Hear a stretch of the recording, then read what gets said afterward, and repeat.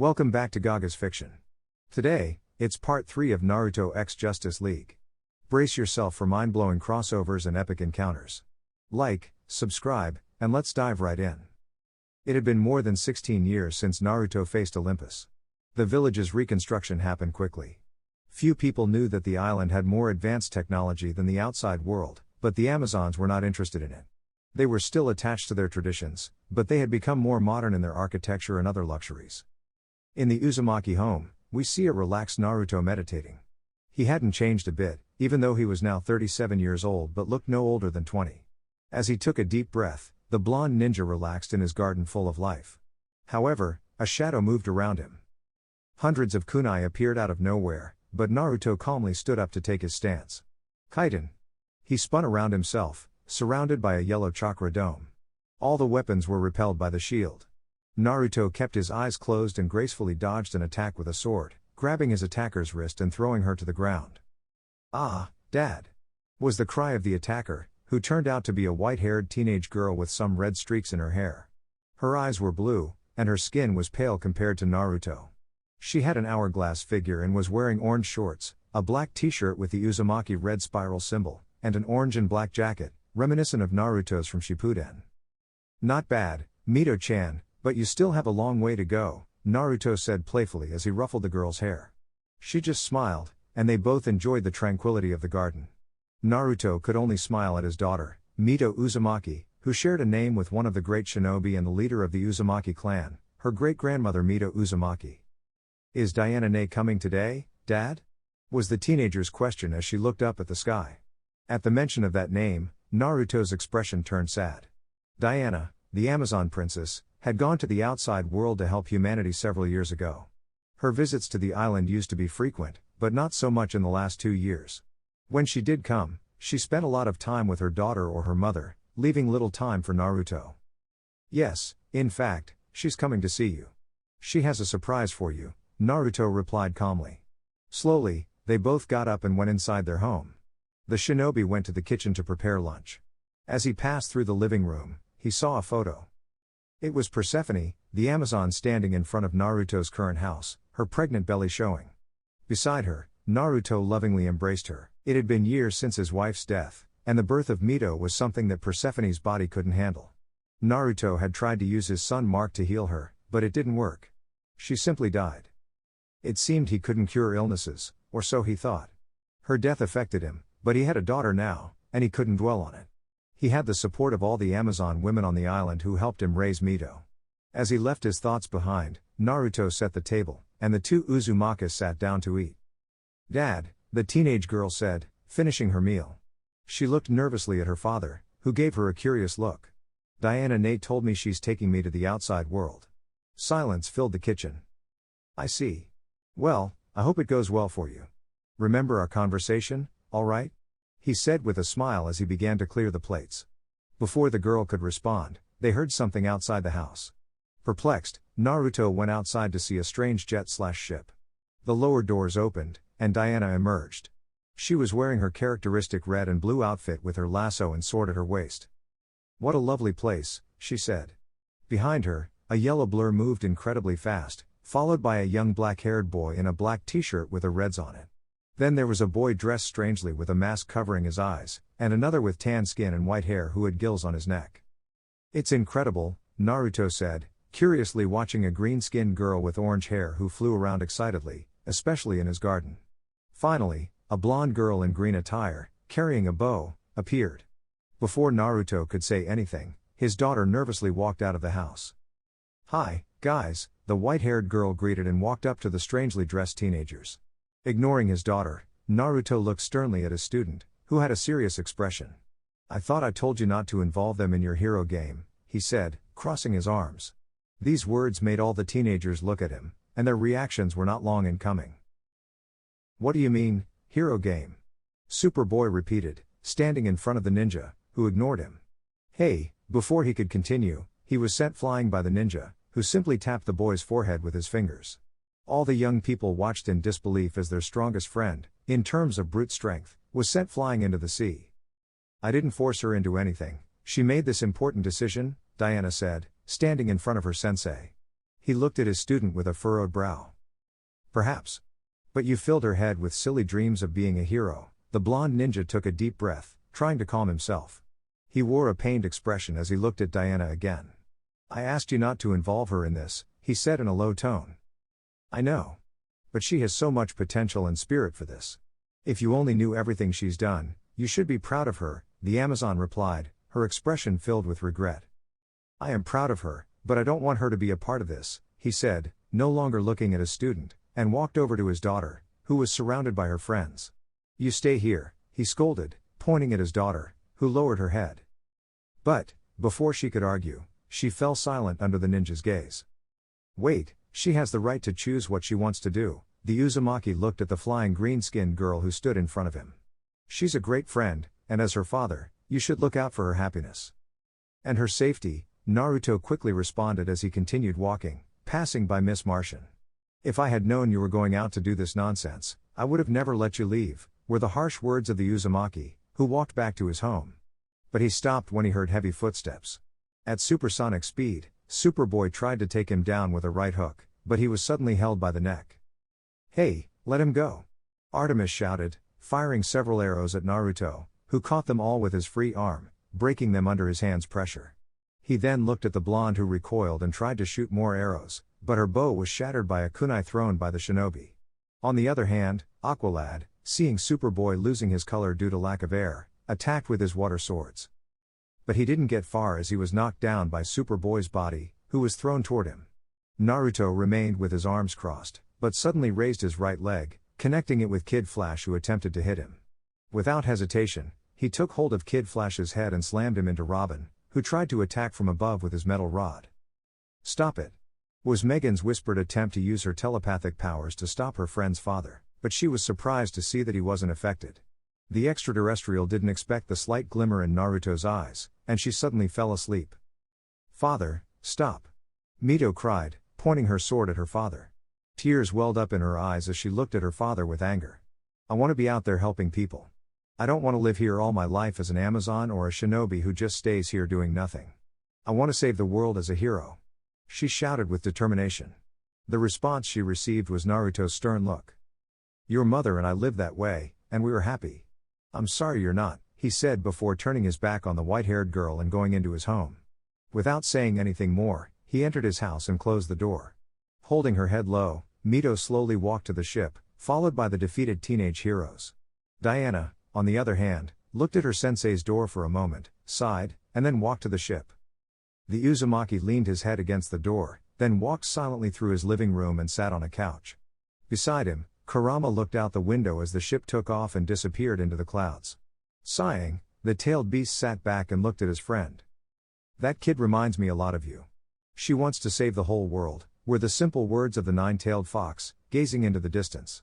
They're so alike, both of them are empty-headed and want to protect everyone. You wanted to be Hokage to protect your village, and she wants to be a hero to save those in need, it spoke with wisdom, moving its tail lazily. She's still too innocent. I just want to prevent her from wasting her life on a senseless job, Naruto replied. If those spandex-wearing idiots consider themselves heroes, but they only do what they think is right, then you're right, the beast spoke with a tone of bitterness. Crossed his arms and remained seated in the darkness of his home, sure his daughter wouldn't return, she had already chosen her path. He could only wish her the best. This is not the elemental nations, it seems this world works like this, the Bijou said before leaping out of a window and simply disappeared. Breathing heavily, the Uzumaki stood up. I didn't come to this world to get involved in these pointless fights. Without saying more, he left the house. Why did everything have to be so difficult? I don't mean to offend you, Mito, but your father is an idiot, Kid Flash's words stung. He was sore and had an ice pack on his head. All the young heroes were on the ship, reeling from the humiliation of being defeated by a single person who beat them as if it were a game. Hey, no need to say that, Robin scolded, sighing wearily. It's all right. It's just that sometimes he exaggerates things, Mito said, her brow furrowed. She was seated next to Artemis. But I was surprised. I've never seen him fight. When we trained together, he was always on the defensive or used one of his restraining jutsu to defeat me. She spoke thoughtfully this time. He was strong. Very strong, Superboy said, clenching his fists. It was humiliating to be defeated so easily. The words of the Superboy clone made the young heroes think. As for Diana, she continued to pilot the ship in silence, still shaken by her sensei's look of disappointment. "I've never heard of him, and why does he reside on Paradise Island? I thought only the Amazons could live there," Artemis said, her disappointment clear as she examined her broken bow. She grumbled and tossed it aside. She'd have to get a new one. While everyone continued to analyze the person who had defeated them, a pensive Robin checked his wrist computer. "It's strange, he's not in any of my files, not even in the Justice League's. He's like a ghost," the teenager said before turning off the screen on his wrist. He'd have to notify Batman about this when he had the chance. Why isn't he part of the League? Aqualad's surprising question caught the attention of Wonder Woman, who felt the gaze of all the young heroes on her. "He has the eyes of a warrior, reminiscent of several soldiers in Atlantis. He's strong, fast, clever, easily neutralized a person who attacked him from a distance, defeated Superboy in close combat, and didn't even break a sweat. Why isn't he part of the League?" Aqualad finally asked the question all the teenagers had in mind. "It's simple, he's not interested. I even tried to convince him to join the League to help us, but he refused." These words made Mito furrow her brow and look at the ground.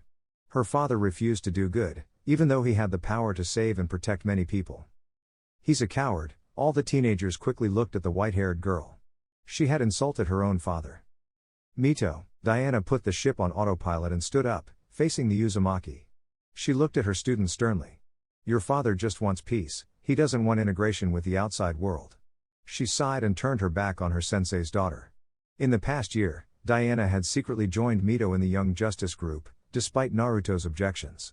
The Uzumaki had refused to let his daughter be a part of it, but his student had to do it. The young Uzumaki had too much potential, and it was a waste to keep her confined to Paradise Island. She knew it was wrong, but it was a risk she decided to take. However, it only made Mito have different thoughts about her father. She argued that her father should be out there helping the world become a better place, fighting against villains and defeating them. These thoughts irritated Diana, who wished she could reveal the great feats her master had achieved, how he had defeated gods and saved the world. But under Naruto's request, she had to remain silent, just an image for his daughter and not a god killer. There were things that didn't make Naruto proud. Another thing that bothered Diana was how far apart she had grown from her master, all because of her guilt for involving her daughter in Young Justice. Crossing her arms, the white-haired girl with red streaks furrowed her brow, and looking out the spaceship's window, she felt a heaviness in her heart. She considered returning, perhaps she was overreacting, but upon hearing an alarm in the ship, she quickly turned her gaze to the front. "An attack in New York. They're requesting support," Robin said, standing up to display an image of a strange snake-like creature attacking several heroes. Forgetting her thoughts, Mito got excited. It was time to save the day. Dash. The wind blew gently, and on Paradise Island, life continued as usual. The women went about their tasks, but in the Uzumaki residence, everything felt somber. Outside the house were Hippolyta, Antiope, Artemis, and Alexis. The four women were worried about the blonde. It had been a month since Mito left with Diana, and she hadn't returned. "It's been 2 weeks since we last saw him," the queen said with worry as she knelt to caress one of the many flowers in the beautiful Uzumaki garden. "Then we'll get him out," Antiope said, heading to the house and kicking down the door. The other women followed her, and they entered a dark and gloomy house. The stench hit them immediately. General Amazon rushed to the windows and opened them. "Yuck," Artemis commented, covering her nose and frowning. There were dirty dishes and unwashed clothes everywhere. They searched the house but couldn't find the shinobi, which was strange. After a few minutes, they finally entered the Uzumaki's room. "Naruto?" Alexis asked with uncertainty as she saw a shadow in the middle of the room. Everything was dark. She opened one of the room's windows to let in some sunlight. The women were surprised to see Naruto sitting in a chair, staring into nothingness. He looked dirty and exhausted, with a short, unkempt beard. The shinobi calmly looked at everyone present, then dropped a photo he had been holding. It was a picture of him with a young Mito.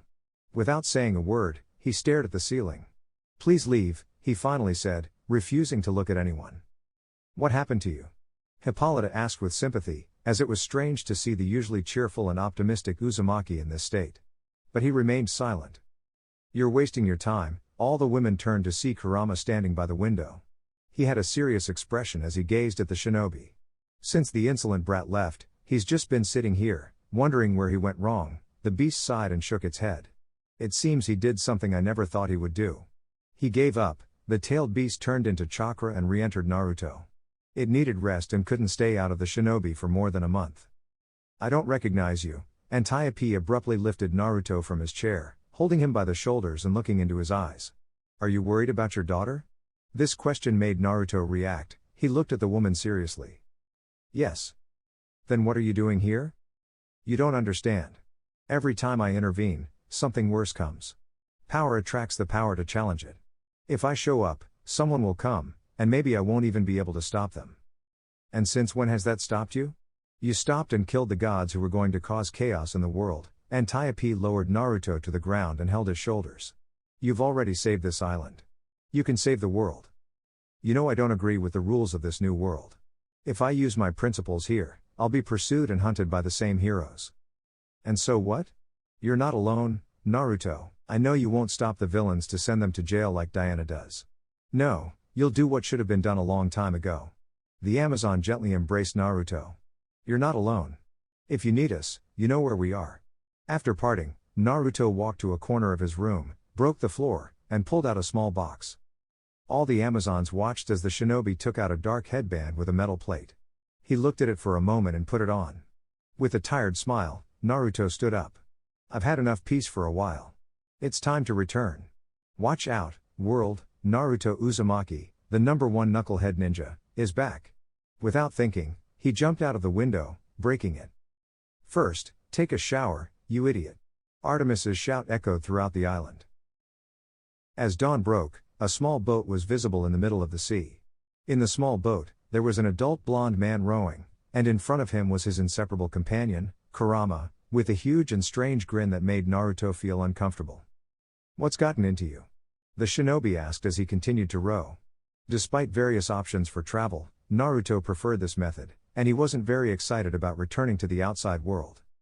"I never thought the brat who used to shout nonsense would end up doing this." The Uzumaki smiled at his words. He had indeed changed a lot, but he was still taken aback when the Bijuu's grin grew wider.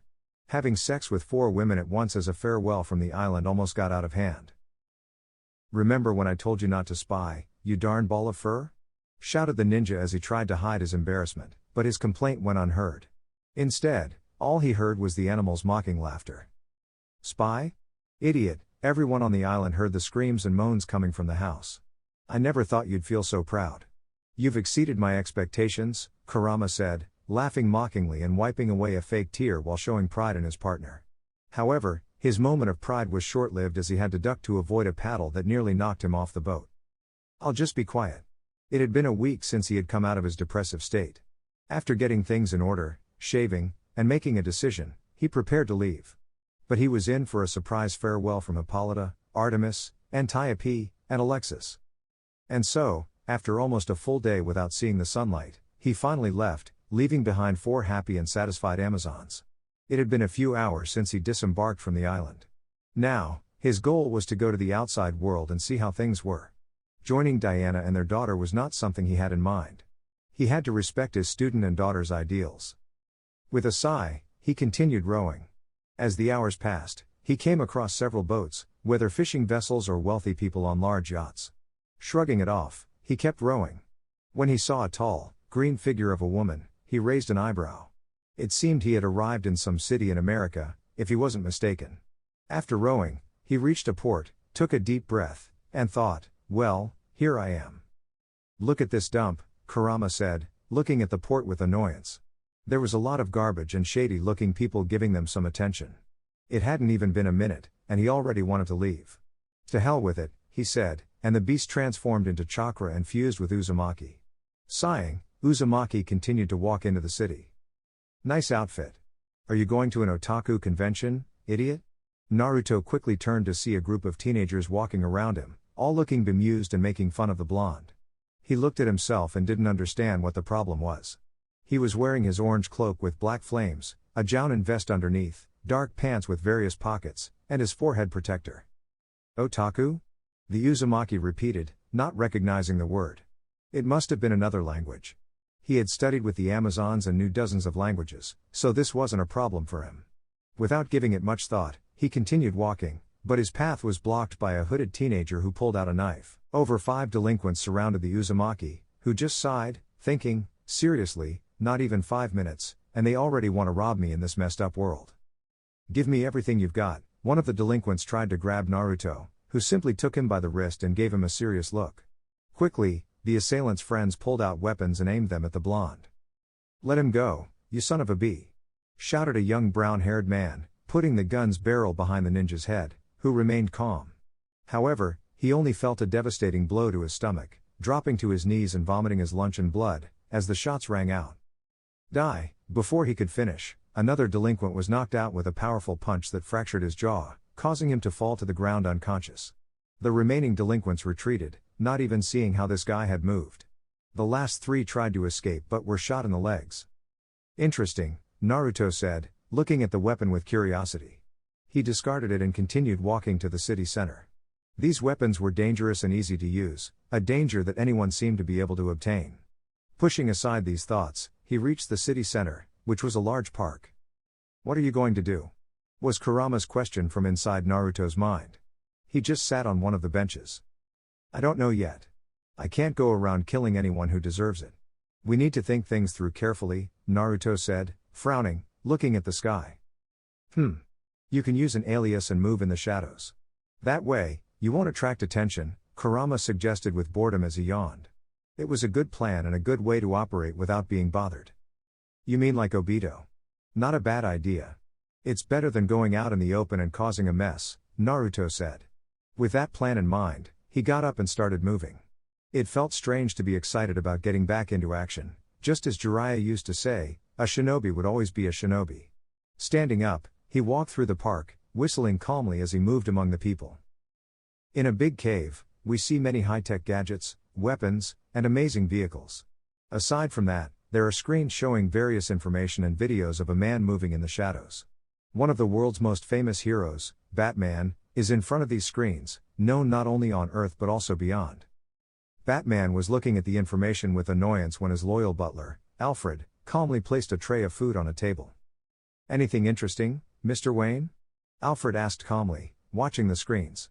He saw an image of a tall, strong man in combat pants, steel-toed shoes, an orange shirt, and a large black leather jacket.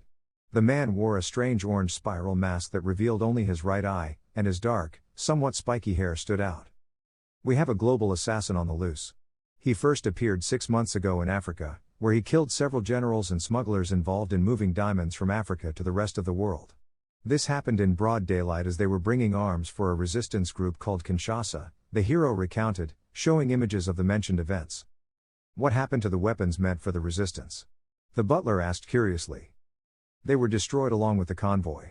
Nothing was left, and all the diamonds disappeared. But the next day, they were donated to a charity that helps people affected by this war, Batman said, furrowing his brow. The images then changed to a news report showing how the impoverished people celebrated the generous anonymous donation.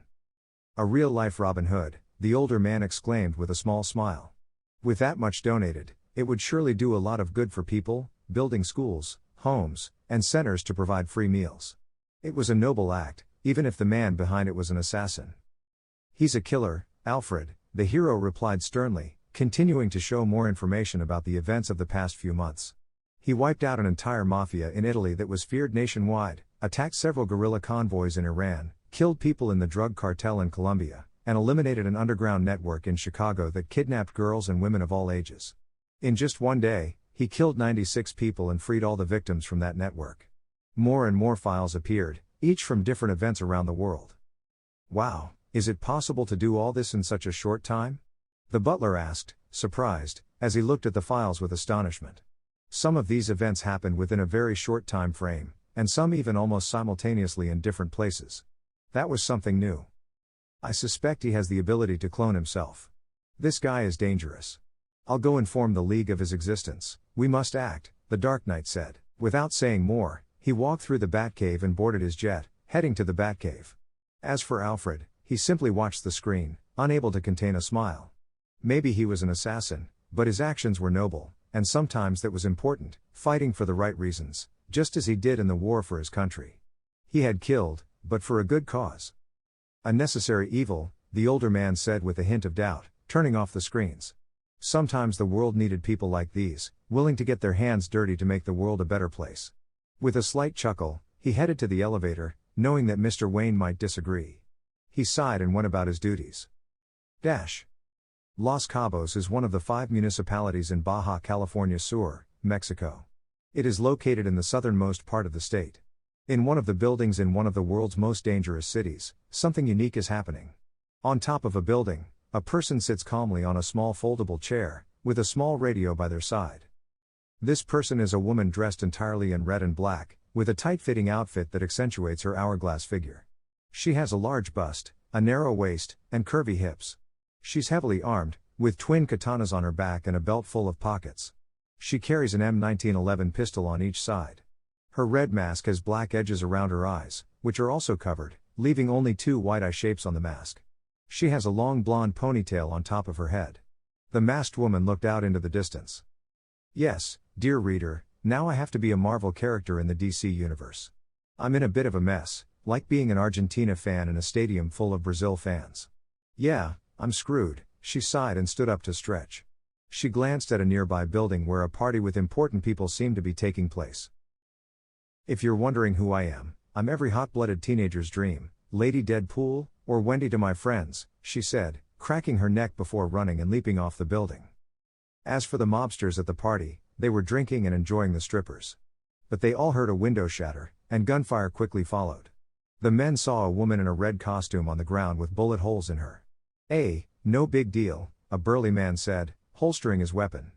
But they all watched in horror as the woman in the mask swiftly decapitated him with her sword and then started shooting. She jumped onto a table, killing everyone present except for the strippers, who had escaped when the shooting began. "Nobody leaves here until I'm done," shouted what appeared to be the boss, a tall bearded man. He ran through the building and reached a panic room, closing the massive metal door behind him. Inside, he watched the security cameras as all his men were brutally murdered. After a few minutes, everything went silent. Surprise! The mercenary appeared in front of one of the cameras and punched it.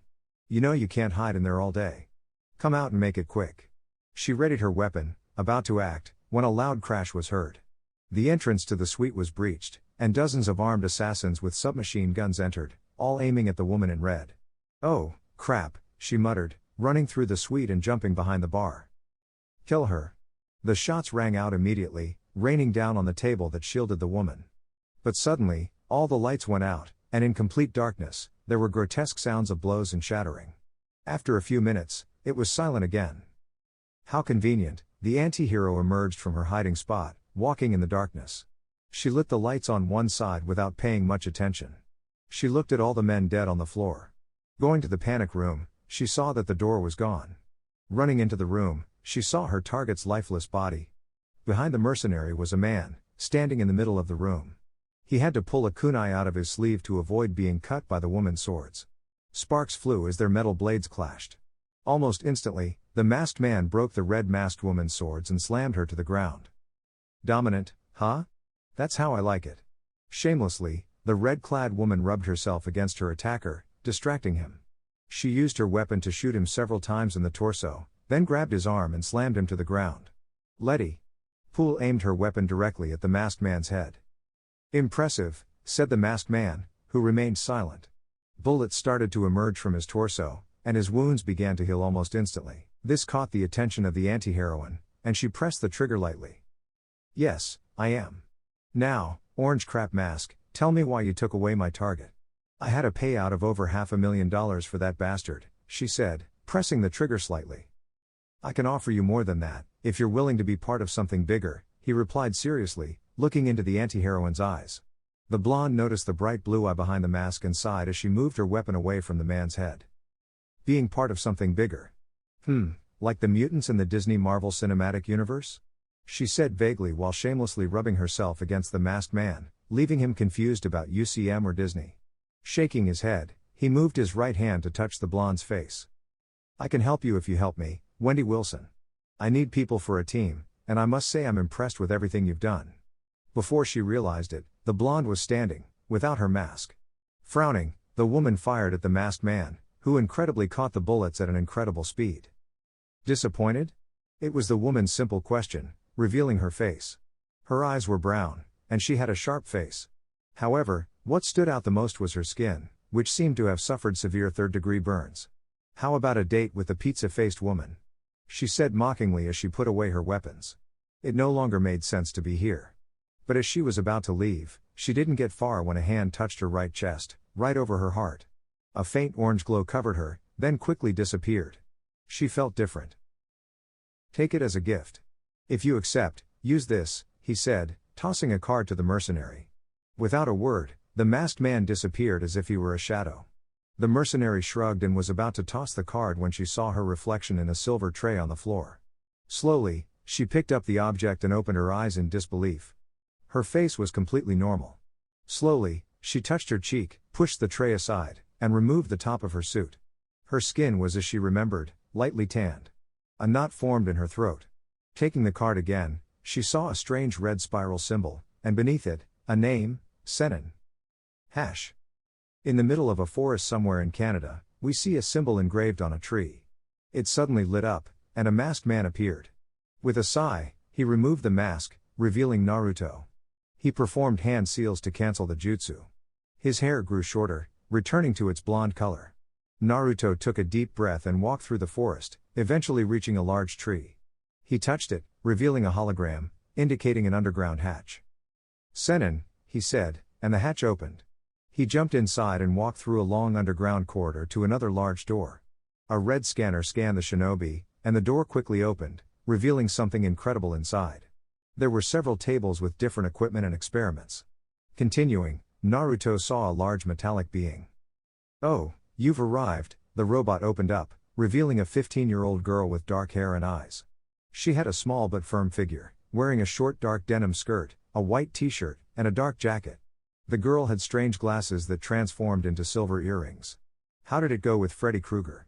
She asked as she went to a table and opened a mini-fridge. She took out an energy drink, but before she could drink it, it was snatched and replaced with a glass of milk. You should have healthier drinks, and don't call her that, said the blonde as he opened the drink and took a sip. He took a chair and sat down. Hey, I told you not to mess with my food, she sighed, drinking the milk in any case. Leaving the empty glass behind, she walked to stand in front of a blank space. She moved her hands, and dozens of screens and holograms appeared around her. Any other candidates, Shuri-chan? Asked the shinobi as he looked at images of various heroes and villains in different locations, performing various actions.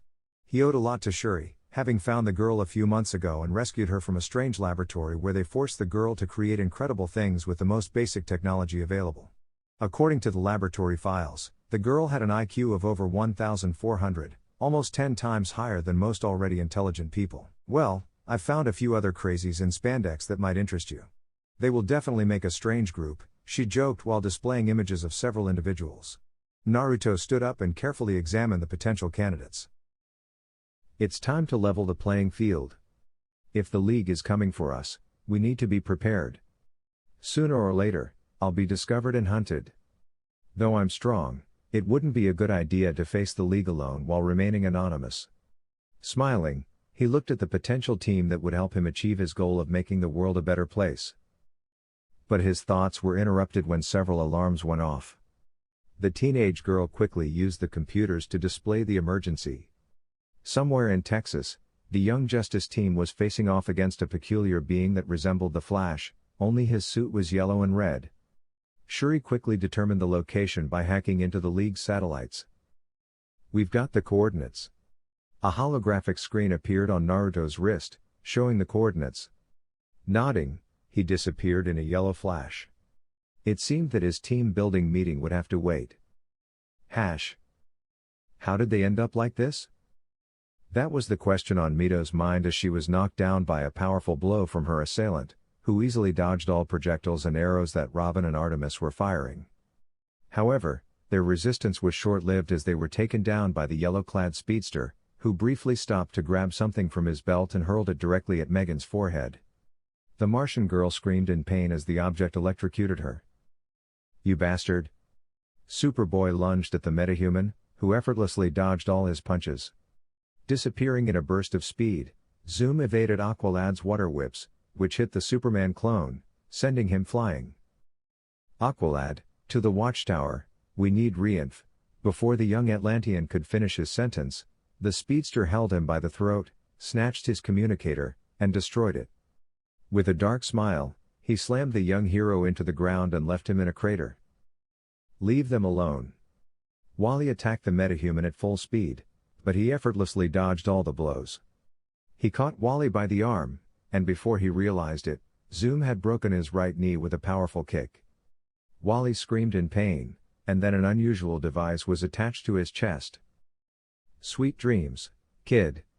An odd glow emanated from Kid Flash, and he cried out in pain for a few seconds before falling unconscious.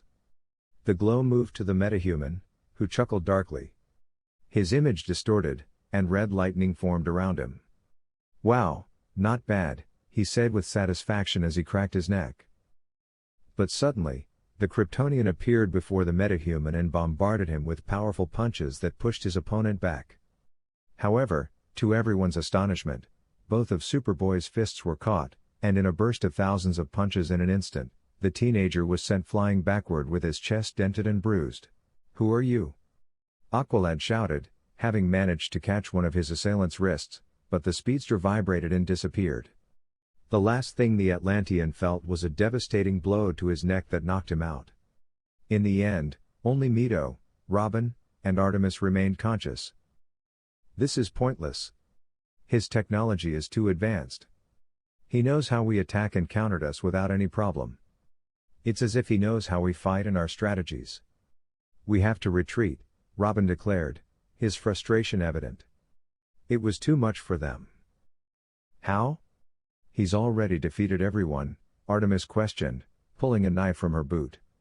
Without her bow, she had to engage in close combat.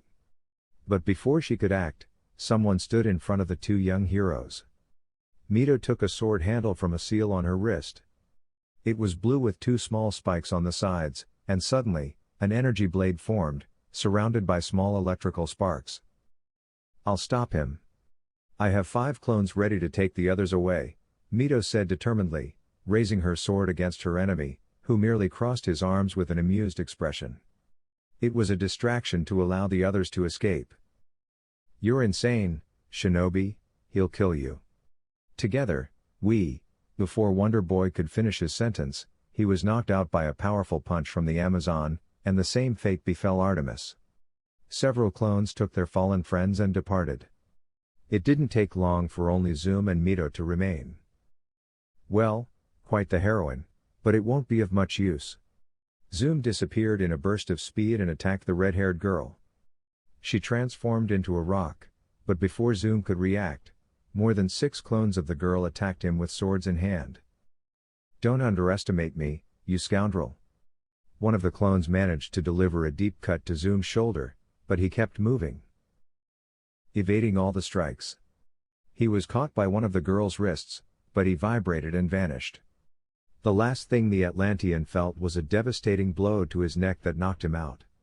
In the end, only Mito, Robin, and Artemis remained conscious. This is pointless. His technology is too advanced. He knows how we attack and countered us without any problem. It's as if he knows how we fight and our strategies.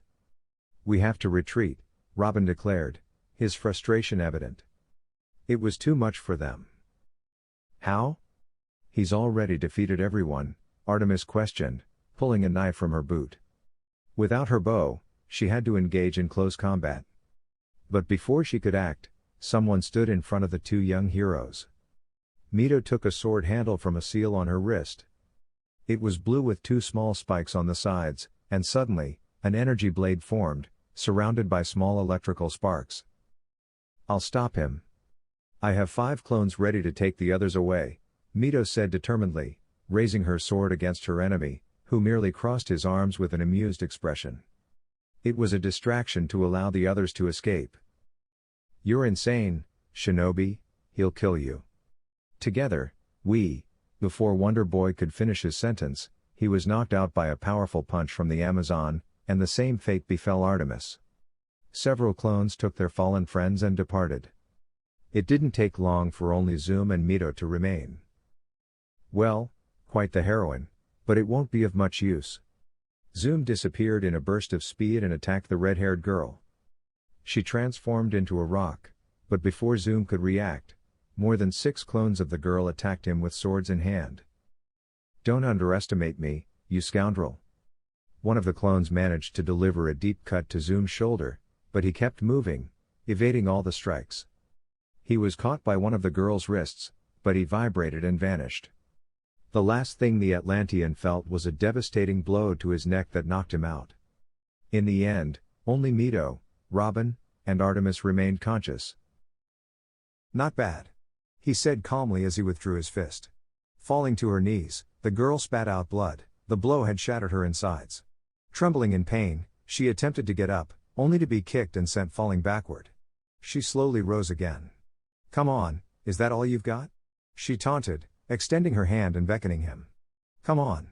This provoked the white-haired girl to attack. "Ha!" With a war cry, she charged at the villain, trying to tackle him. But she couldn't even budge him. In an instant, she received hundreds of blows all over her body. He seized her by the hair and hurled her several meters into the air. Before she could hit the ground, she was struck in the chin with a powerful right hook. Falling again, she was caught by her neck. "Once I finish this, I'll deal with the League. Nonetheless, you were a good warm-up for my real fight," he said calmly as he tightened his grip on the girl's throat. But when he saw her smile, he furrowed his brow. "What's so funny?" he asked, squeezing even tighter, but the girl's smile remained. You underestimated me," she said with effort as she formed a hand seal with her right hand. Zoom noticed that she had several papers with strange markings attached to her. Before he could remove them, they ignited, and the inevitable occurred. Boom was Mito's simple word as she was enveloped by the explosion. The explosion shook the ground and tore it apart. In a large, smoky crater, we see a barely conscious Uzumaki with numerous burns and bruises. Her clothing was in tatters, barely preserving her modesty. Rising to her feet, the teenager spat out blood. The resistance of the Amazons and her Uzumaki healing factor had saved her from certain death. "You insolent brat." The shout made the teenager open her eyes in disbelief. Before her stood the same man, his clothing in tatters, but strangely, it began to regenerate, just like all the severe burns and wounds on the speedster, who had a furious look in his red eyes. Slowly, he walked up to the red-haired girl who had fallen unconscious, unable to endure any more fatigue. Seeing the girl's lightning sword nearby, he picked it up, brandishing it with a sinister smile. "Goodbye." At that moment, his wrist was seized. He looked to his side and saw a man with dark, spiky hair. He wore an orange spiral mask and dressed rather normally in a large black jacket, an orange t-shirt, and dark green combat pants. Their gazes met, and the tension in the air became extremely heavy. One fight had ended, only for another to begin. In the watchtower, an emergency meeting was taking place. The Earth's greatest heroes were gathered around a table: Superman, Wonder Woman, Flash, Cyborg, Captain Atom, Shazam, Hawkgirl, Martian Manhunter, Black Canary, Batman, Green Arrow, Green Lantern, and Red Tornado. Batman pressed several buttons on the table. "We have a problem. A new threat has emerged in recent months," Batman said, and a hologram of a masked man appeared on the table. Everyone displayed interest in the figure. "What has he done?" the Flash asked vaguely, looking at the image with mild interest. It was not something new or spectacular, just a masked man. However, the Bat's serious gaze piqued everyone's interest. "He has killed more than 1,329 people worldwide in just 6 months, which left everyone frozen in their seats." "Why did we only find out about this now?" Superman asked with a stern look at Batman, who remained impassive. "Only a week ago were we able to link all these crimes together. The evidence was a mark that appeared at all the crime scenes. This is the mark." Batman showed a symbol on the table, and some appeared confused as it was in a foreign language with golden lettering on walls, ceilings, and floors of the crime scenes. "Senin," Black Canary quickly said, rubbing her chin thoughtfully.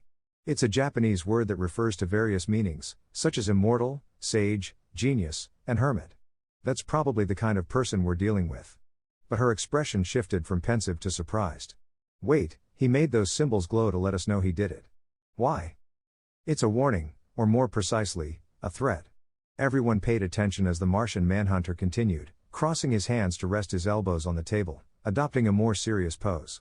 "These incidents will be revealed in the media, and as it's worldwide, it will reach every person on Earth. Making criminals think before they act is threatening everyone," was Batman's final conclusion. They all stayed silent for a few minutes. "Has he attacked any well-known villains?"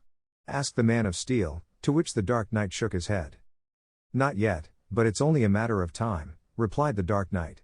If this continued, things could get worse. He had no doubt that the villains, faced with this threat, might become paranoid and do something crazy, or even worse, they might join forces to combat it. What are his powers, abilities, or his modus operandi? Was Captain Adams' question this time. The holograms on the table changed, now showing various bladed weapons, all taken from the crime scenes. He seems to have a certain resemblance to ninjas, only using weapons like shurikens, kunai, and maybe a katana. We've analyzed the weapons, they're all completely normal, nothing out of the ordinary, explained the stoic hero in black. Several suspects came to his mind, with the League of Shadows being one of the top contenders. Unnoticed by anyone, Diana furrowed her brow. Is it you, Sensei? Was the Amazon's thought, but it couldn't be him. At least a big part of her refused to believe it. Still, it was time to maybe visit her master. Who were the victims? Everyone looked at Black Canary. Despite this, the woman remained serious. So many deaths, so many attacks around the world, all of this had a purpose that the Dark Knight was concealing. That's not relevant, said the hero in black, turning off the screens. But under the stern gaze of the blonde, he responded in the same manner. A few seconds passed with a tense atmosphere that made some heroes uncomfortable. Who were they? Black Canary asked again as she stood up. They couldn't just hunt a man down and attack him without knowing more details of all the incidents. Batman frowned and pressed several buttons, bringing up various files. Killers, terrorists, and rapists, he calmly replied, showing several images of the different victims. Some people see this new masked vigilante as the sword of justice unafraid to spill blood, but he's no better than his victims. Killing is killing, the hero declared, looking at all his partners who remained silent. However, it didn't last long as a red alarm sounded. Young Justice is under attack, emergency level 5, reinforcements are needed, the computerized voice of the alarms announced. All the heroes quickly got up, and satellite images showed a man resembling Flash, only in yellow, being held by the masked figure they had been discussing. Let's go.